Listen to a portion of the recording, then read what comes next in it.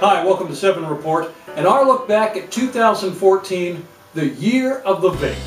Now, when the folks at Oxford Dictionaries named vape their word of the year, it was like an official declaration that vaping was poised to enter the mainstream. The word vape was actually added to the Oxford Dictionaries in August of 2014 and named Word of the Year in November. The selection criteria for the Oxford Dictionary's Word of the Year is a little bit on the subjective side, but prestigious nonetheless.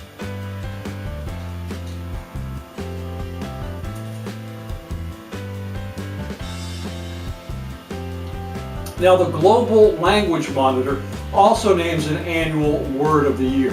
Their selection is based on actual usage of words in over 250,000 print and electronic outlets, like magazines and newspapers and blogs. Their top 2 words for 2014 aren't even actually words, not in the strictest sense anyway. Number 1 was the heart emoji, a symbol. Number 2, the hashtag. Now, not the word hashtag, but the actual symbol for hashtag, what we used to call the pound sign. Coming in at number 3, and the first actual real word made up of letters and things you find in an alphabet, was the word vape.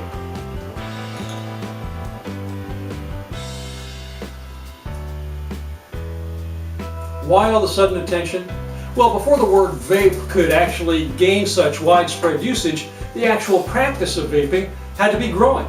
Some sources put annual vape sales in the $2 billion a year ballpark. That's a lot of people who vape. Now, here where I live in Newnan, Georgia, a town about 30 miles south of Atlanta, there are 4 vape shops, and a 5th is rumored to be opening just after the first of the year. Now, that's in a town with a population of around 35,000. Newnan is in Coweta County, which is projected to have a population of around 150,000 before the end of 2015. So even if we use the larger population of Coweta County, that's still 1 vape shop for every 30,000 people. And if that 5th vape shop doesn't materialize, it's 1 vape shop for every 37,500 people.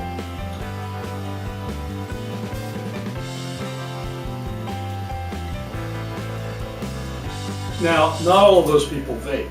Not all of them are even potential vapors. So let's dig a little bit deeper. According to the U.S. Census Bureau, about 76% of people in Coweta County, or about 114,000 people, are 18 years old or older. And according to countyhealthratings.org, 16% of adults in Coweta County smoke. That means 18,240 people.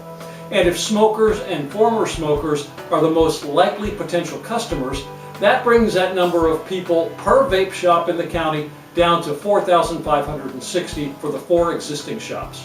And it drops it to about 3,600 people, potential customers per shop if that 5th one opens.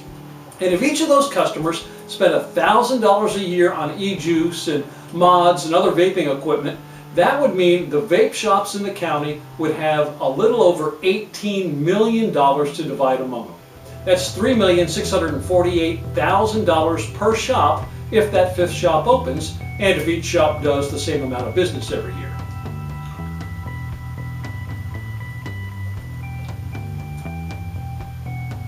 Now, those numbers are probably somewhat optimistic, maybe extremely optimistic, but even 1/10 of those numbers, or $364,800 per shop, would appear to be a fair living for a small shop with only a couple of employees. Now, I have visited each of those shops and have never been the only customer inside. Sure, some of them are busier than others. The one I frequent most often is always full of people spending money, and I mean always. And while I've never been the only customer, I have in a couple of those shops been one of only 2 customers.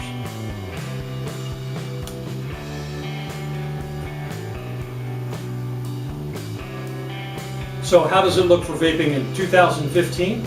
Pretty good, I think.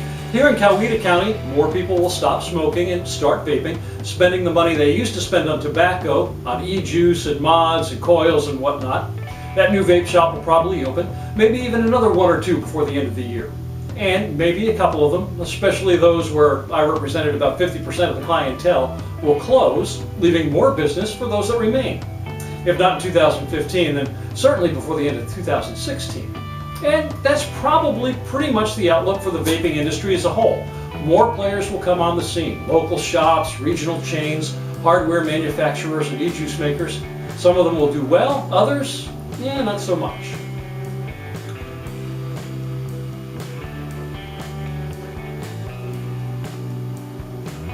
The new year should prove to be an exciting one for the vaping industry, one dominated by growth. Growth in the number of vapors, which means growth in dollars spent, growth in the number of companies making things to sell to those vapors. To survive, compete, succeed, those companies will need to continue to innovate and keep their prices competitive. This growth curve could continue beyond 2015, probably will. The industry is nowhere near saturation yet.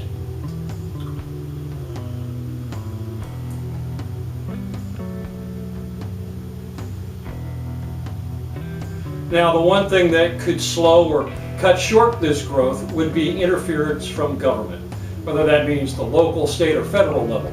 Heavy-handed regulation, bans on certain types of flavored e-juice, and the inevitable paperwork, reports, and inspections that accompany government regulation would serve to add to the cost of doing business for any company or individual in the vaping industry. And since many of those businesses are small, independent concerns, they would feel the expense more acutely than the larger, more established corporations who have entire departments in place to deal with compliance issues.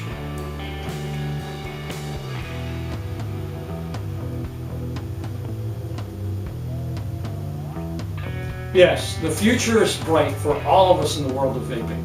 The individual vapor, the local vape shop, e-juice mixologists, as well as the larger hardware manufacturers. We are poised to enter the mainstream.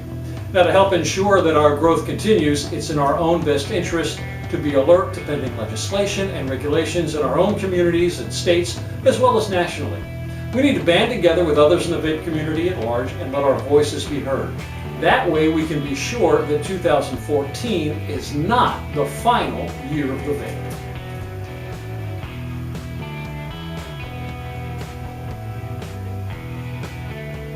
Thanks so much for visiting us at 7 Report today. I hope you will subscribe to the YouTube channel.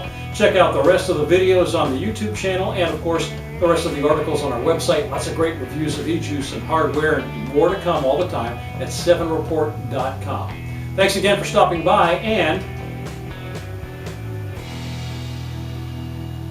embrace the vape.